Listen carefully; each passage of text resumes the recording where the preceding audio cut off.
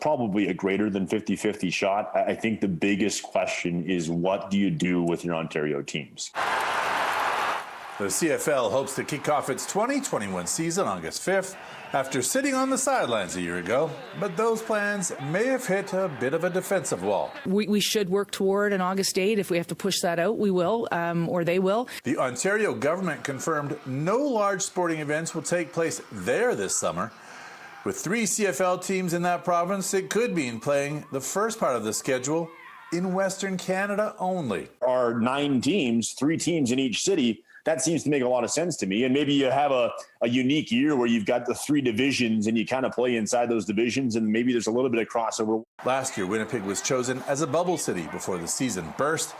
Which cities would be best suited to do something similar in 2021? Where can we get the most people in the stands? Because that's going to give us the most revenue and might be able to make up for some of those costs of moving those East teams, whether it be in university dorm rooms or hotels. I still think I might be comfortable with outdoor limited capacity, say 25 to 50%.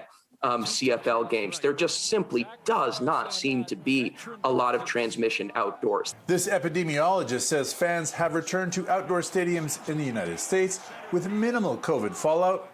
He believes an August start date for the CFL is realistic, but suggests using other factors in deciding how to move forward. So X% of people vaccinated, and the number of new cases needs to be below, say, 5 per 100,000. In a day for us to be able to have an outdoor sporting event. That's the kind of thinking we should be doing. Ultimately, each province will determine whether their teams can play and if fans will be allowed in the stands. But after its 2020 season, optimism abounds that Canada's vaunted football mug will be hoisted in 2021. The later the CFL puts that Grey Cup game, the better opportunity they have of not only playing it, but playing it with more people in the stands. Scott Frolick, City News, Edmonton.